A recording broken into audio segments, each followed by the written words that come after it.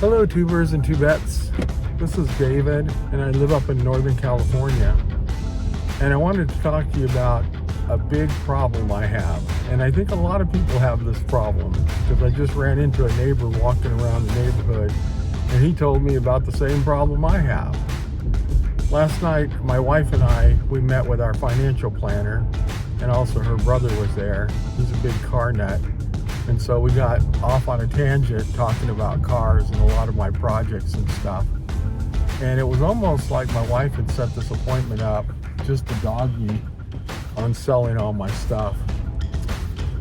To me, like selling these cars that I have in my projects, I feel like if I sell some of them, I'm never going to have that again. I'll never have that ability. I even showed him some of the cars I've had in my past that I kind of wish I wouldn't have sold. But I honestly don't have a place to keep everything. So my dream would always be to have 5 acres with a barn on it. I think they call it a barnomium or a condominium, but a barn where you can live in it, and then you also have room to have a shop, below it, I guess. That would be like my ultimate dream. That way I could keep all my projects and I could just keep them in a line and do one at a time and get through them all. But obviously different than what my wife wants to do. She loves the house that we're in. It's very small, although it has a 3-car garage, and I have a hydraulic car lift inside of it, so I can put another car in there. And then I do have a lot of stuff at my uncle's house, and when I had, maybe 10 years ago, I'd asked him if I could put a portable garage there. He said, oh yeah, sure, no problem. He goes, in fact, I don't really give a crap what you do back there behind his barn or behind his garage. So I said, well, can I put 2 portable garages back there? He goes, I don't give a crap. So I think I have 9, and they're full of parts. And a lot of these parts, when I just was naming them off yesterday in my little financial planning thing, I know they're worth a lot of money, but am I really ever going to be able to get these things done? And what am I going to do once I get them done? It's kind of like I love the fabrication part of it. It's one of the things that gets me most happy about anything, as I get older. I just love working on the cars. I like seeing the projects through. I got this vision of what it is, and I like to see it come through fruition. But there's a lot of cost involved in building these things, and the cost is just going up and up and up. So I told my wife, and I am serious about it, I do want to sell some of my stuff.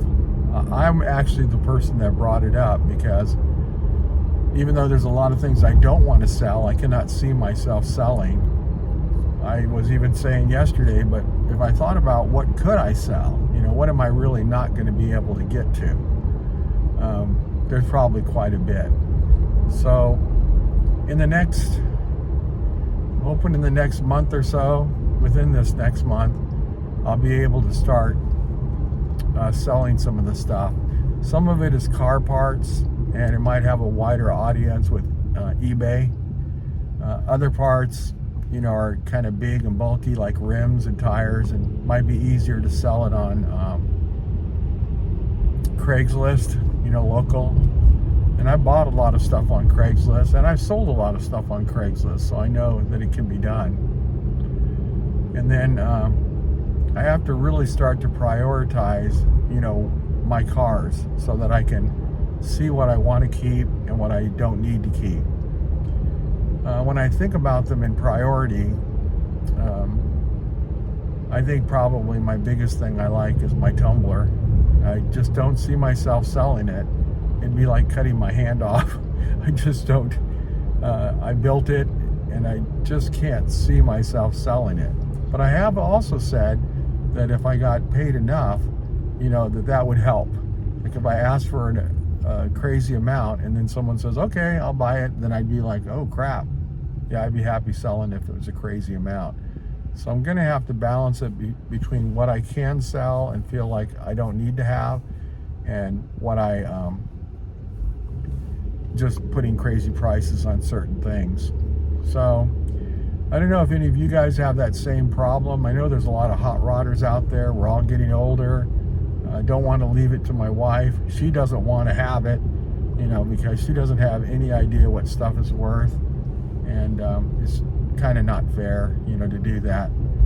So I'm going to start to write a list and start to prioritize stuff. I'm going to get back, I think, on eBay and some of the stuff that I could sell. We also have a consignment place here locally that I can sell stuff to. And I actually have a good friend that runs it. So this guy that was walking around the neighborhood was saying, oh, I'll tell you a really good secret. There's a consignment shop called New and Again, and I'm like, oh yeah, I know that place. And I actually know the lady that manages it.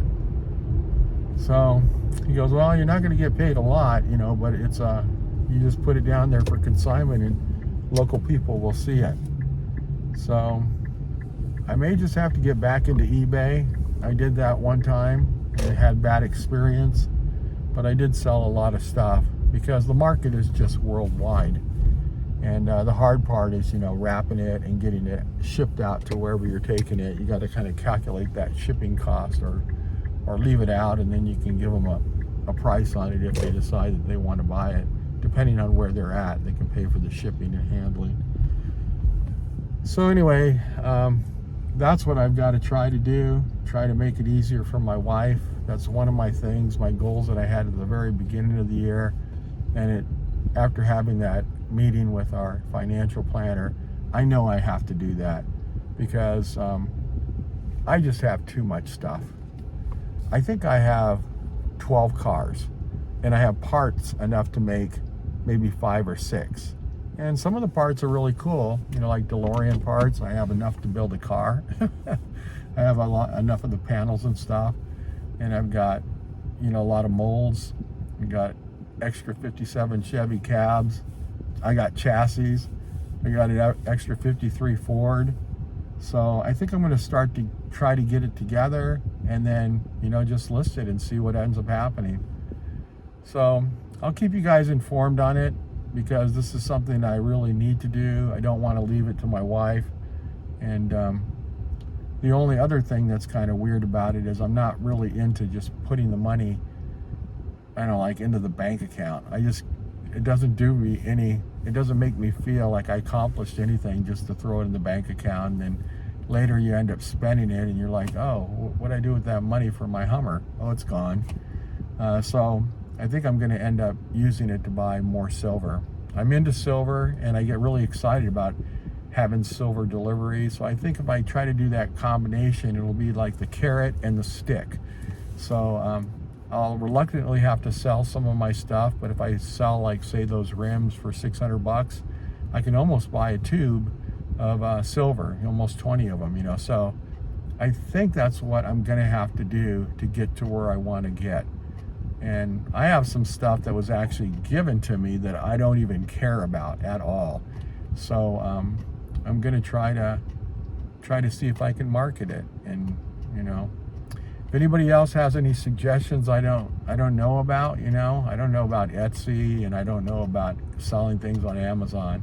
I've just had an eBay account for like ever, and I buy a lot of stuff on eBay. I do like to buy stuff on eBay, but I think it's got to go the opposite direction now. I'm going to have to sell some of this stuff, especially stuff I have in my closets and these Tupperware containers, these big Tupperware containers. I have hundreds of them.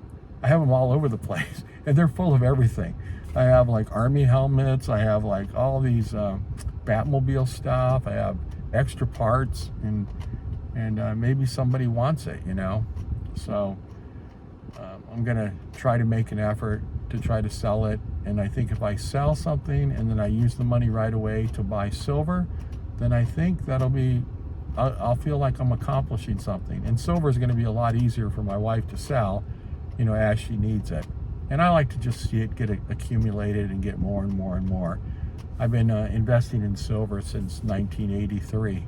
So it's gone up a lot, but it's more of a reflection on the value of the dollar, not necessarily like you're going to make a ton of money on it, but it holds value. And it's a lot easier to sell. And I might even like to buy some more gold. I had quite a bit of gold at one time, and slowly I ended up selling it, you know, for bills and things like that. But I think I probably will buy more silver than I do gold. But if anybody has any suggestions on it, you know, I guess even taking the money and using it to finish some of these cars that I have, but I really have to sit down and think, what can I live with and what can I cannot live without. So over the years, I have sold a lot of cars, and I always feel bad, like, man, maybe I shouldn't have sold it. But once they leave, it's so nice not to have to worry about it, you know, getting damaged, or it doesn't run, or I blow up the engine or something like that. So I'm going to focus on that, and that's what this video is about. If you have any comments, if you want to subscribe, I appreciate it, and I'll let you know how this progresses. Thank you much, and have a great day.